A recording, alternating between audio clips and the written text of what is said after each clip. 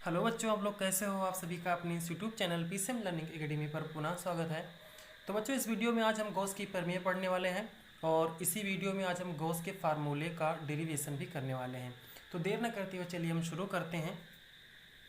आइए समझते हैं कि गॉस की प्रमेय क्या कहती है। ठीक है, इसकी परिभाषा कुछ इस प्रकार से है कि किसी बंद पृष्ठ से गुजरने वाला वैद्युत फ्लक्स फाई ई उस पृष्ठ द्वारा परिबद्ध कुल आवेश का 1/ε0 गुना होता है। ठीक है, मान लीजिए ये कोई बंद पृष्ठ है और इस पर कुल आवेश Q है। ठीक है, और कुल आवेश Q का 1/ε0 जो होता है फ्लक्स फाई ई के बराबर होता है। यही गॉस की प्रमेय कहती है। लेकिन इससे पहले वाली वीडियो में हमने फ्लक्स पढ़ाया था आप लोगों को। इससे पहले वाली वीडियो में तो फ्लक्स फाई ई बराबर होता है E.ds। ठीक है, ये समाकल का निशान है और ये गोल गोल जो बना है समाकलन पे, इसका मतलब है ये क्लोज यानी बंद पृष्ठ। ठीक है, ये दर्शाता है कि बंद पृष्ठ है ये कोई। ठीक, बंद पृष्ठ का समाकलन हमें करना है। ठीक, तो फाई ई बराबर हो जाएगा E.ds it is equal to Q/ε0, यानी फ्लक्स जो होगा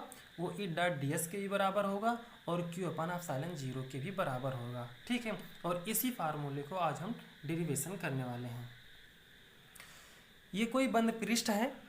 ठीक है, इसके सेंटर पर +Q चार्ज यानी +Q आवेश रखा हुआ है। ठीक है, इससे R दूरी पर, ठीक है, O से लेके P तक, ठीक है, ये क्या है, इसकी त्रिज्या R है। इससे R दूरी पर, ठीक है, हम वैद्युत फ्लक्स ज्ञात करेंगे कि कुल कितना वैद्युत फ्लक्स इस छोटे से क्षेत्रफल से गुजर रहा है। ठीक है, वैसे +Q के कारण इस पूरे बंद पृष्ठ से बहुत सारे वैद्युत फ्लक्स बाहर की ओर निकल रहे हैं, लेकिन हम छोटे से इस पृष्ठ पर पहले निकाल लेंगे, फिर उसके बाद पूरा समाकलन कर लेंगे तो पूरे पृष्ठ से वैद्युत फ्लक्स जितना निर्गत हो रहा है वो हमें प्राप्त हो जाएगा। ठीक है, तो चलिए डेरिवेशन करते हैं इसका। ये सेंटर है, यहाँ पर O है और ये डी ओमेगा जो ये घन कोण है और ये वैद्युत क्षेत्र है P, बिंदु P पर वैद्युत क्षेत्र जो है ये सेंटर O के अनुदिश है और थीटा एंगल पर हमने मान लीजिए एक ds वेक्टर ले लिया। ठीक है, ये क्या है, छोटा सा ये क्षेत्रफल हमने काट के ले लिया इस बंद पृष्ठ का। ठीक, तो सबसे पहले हम लिखेंगे कि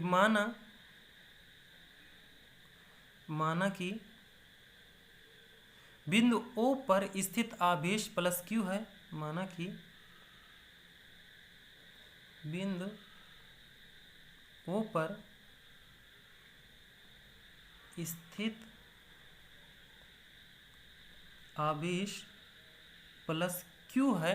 ठीक है, और +Q के कारण बिंदु P पर वैद्युत क्षेत्र E है। ठीक है, आवेश +Q है और आवेश Q, चार्ज Q, आवेश +Q के कारण, आवेश के कारण ही वैद्युत क्षेत्र उत्पन्न होता है। ठीक, आवेश +Q के कारण बिंदु P पर वैद्युत क्षेत्र E है। ठीक, E है जो कि OP के अनुदिश है।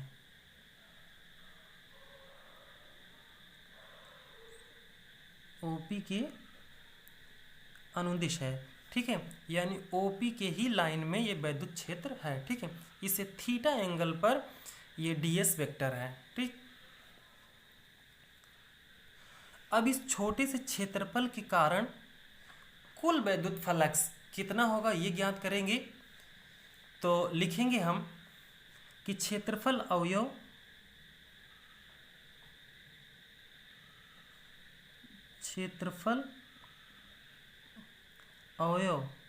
ds से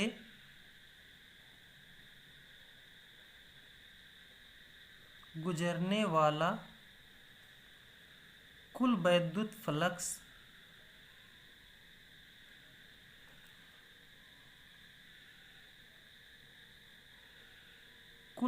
फ्लक्स जो है वो डी फाई है।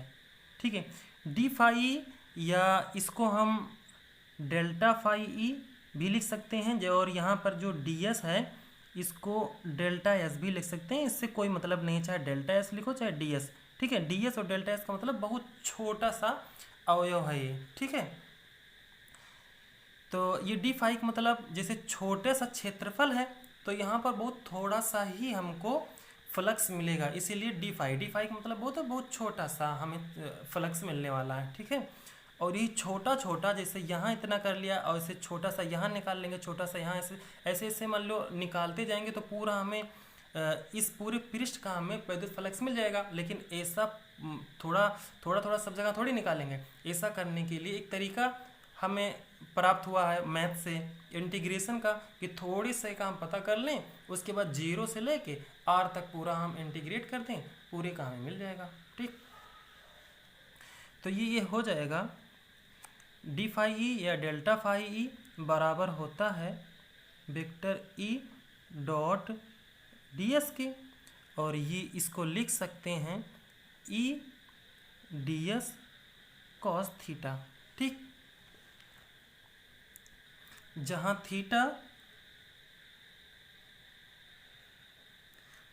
थीटा जो है वो डी एस और वैद्युत क्षेत्र इलेक्ट्रिक फील्ड ए के बीच का कोण है। डी एस और ई के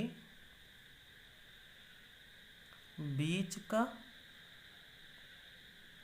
कोण है।